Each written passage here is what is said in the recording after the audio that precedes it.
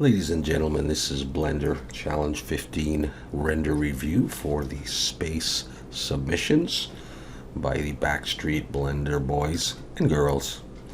And here we go. We'll start off with a few atmospheric images. So here we have a very cool planet, and I love these rings. I really do. Of course, out in space with very little atmosphere, you're going to have some very sharp shadows. And you can see that here, so it really simulates the look of space. We've got a really nice star field here and a glowing star out there, so this is a really nice atmospheric image. We've got what looks like a galaxy or a nebula with another star field here, so that's also very nice, very cool space image. This looks to me like it is a procedurally generated planet, I would assume, with a bit of an atmosphere here, so that's a cool glow effect there. Again, another star field with what looks like slightly blurred, possibly a few different colors of stars, which is always good. You know, we don't want them all to be white. But of course, the main focus of attention is this complicated space station here. My favorite parts of this are the door here and this part here, but the whole thing very cool with various greebles as well. So a very detailed space center starship of some sort. And I've got a couple of other views as it orbits around this cool planet. So you can see there's quite a lot of modeling details here. And another view with a little bit of color in here. So this is a very nice model, very atmospheric. I love it. And of course we've also got some text work, some decals or whatever on here as well. And now it looks like we are on the surface of the moon. We've got the Earth in the background. And in this case, we've got some rocks strewn about on the surface, some particles or the geometric node or something along that line. And a really cool little moon rover here of some sort. And of course, the main focus is going to be these astronauts here. So some character modeling going on here. And the space helmet, kind of similar to the space helmet that I did, but this person has obviously gone into more detail by modeling the characters as well. So we'll have another look at the spacesuit in just a moment. Houston, looks like you have a problem, or we have a problem. I guess we've got these alien cubes floating around, which are probably not supposed to be there, but they are. Now you can see the spacesuit and the character in more detail. So, you know, a lot of work went into modeling this as well. All right, so very cool. And here is a spaceship, and you get a sense of scale here, how big this thing is by looking at this ladder. So imagine a person going up. It's a nice size spaceship with a lot of nice detail. I really like these vents here, and of course you got this texture with this interesting pattern on it, giving the impression of various panels and stuff. These lights are also very nice on this. So again, a really cool model for this. Wow. So this is a Star Wars kind of a thing with a nice glow on this, and of course the main thing is we got this character with the lightsaber going on here, and really nice lighting on this one. So again, of course, that's going to fit into the space theme of things, and doing some character work, which is just great. Here's more characters, and I mean, they're very recognizable, aren't they? You know, I don't remember all of their names, but I know Picard and Riker or whatever. Geordi, is it?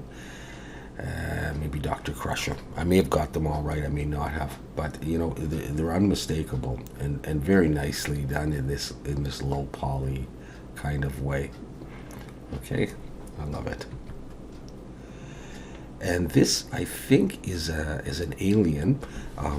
It reminds me of the Predator from like the Arnold Schwarzenegger movie.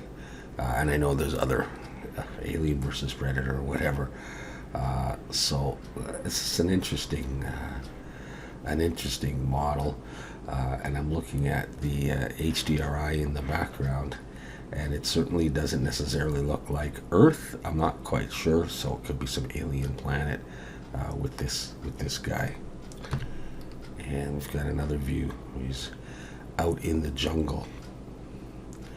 So yeah, and of course we've got some scratches and some surface imperfections on this model as well. So that's nicely done. Cool.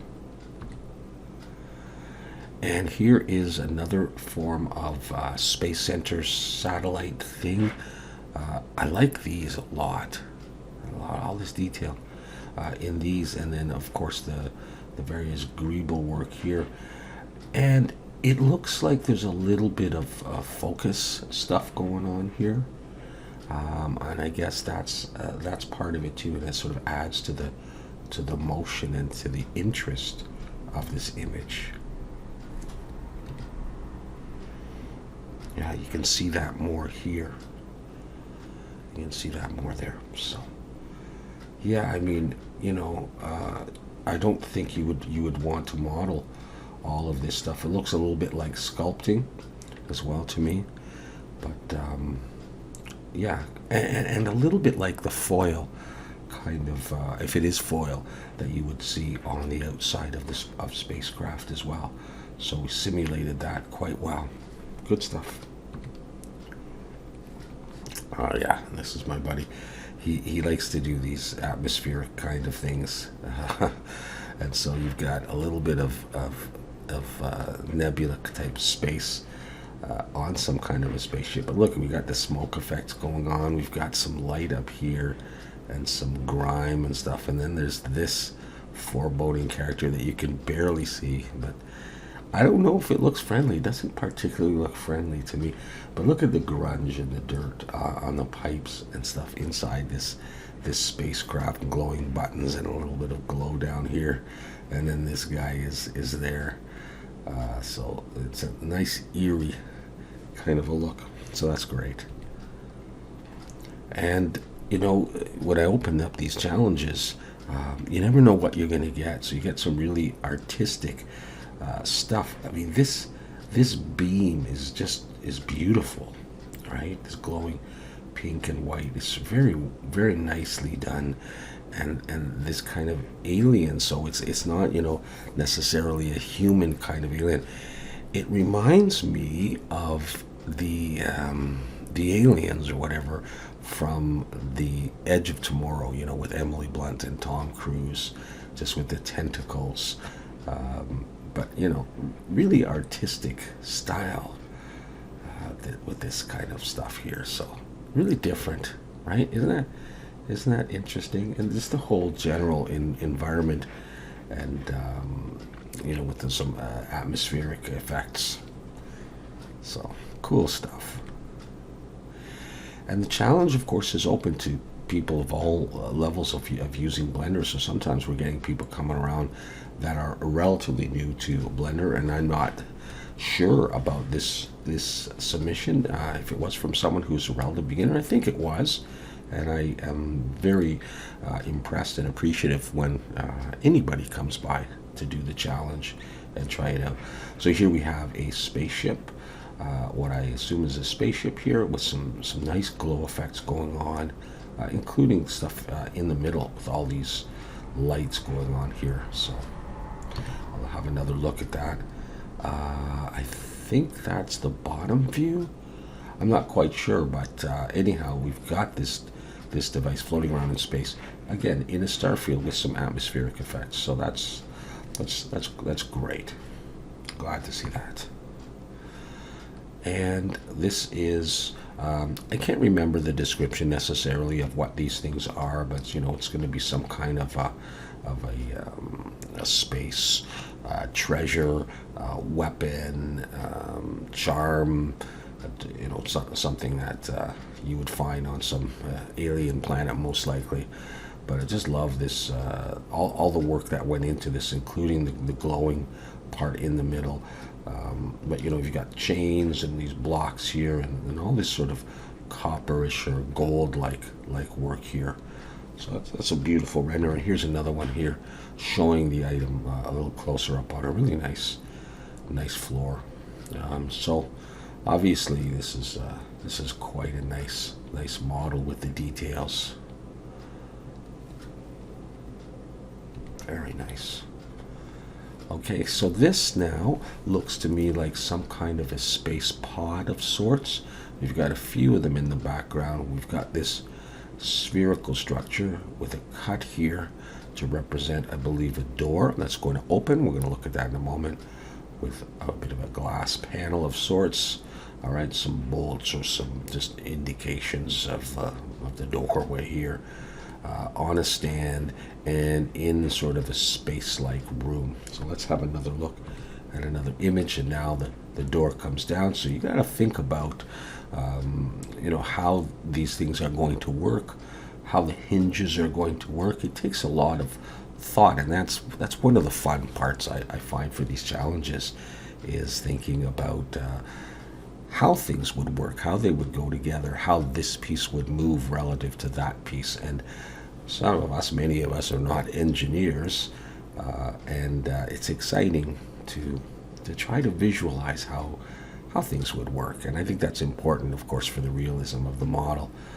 But here you can see now that this pod's front panel, doorway, whatever, is sliding open, and inside is a nice soft chair. We got some buttons, and we've got some paneling here that we would typically see in spacecraft, I would think, or alien movies.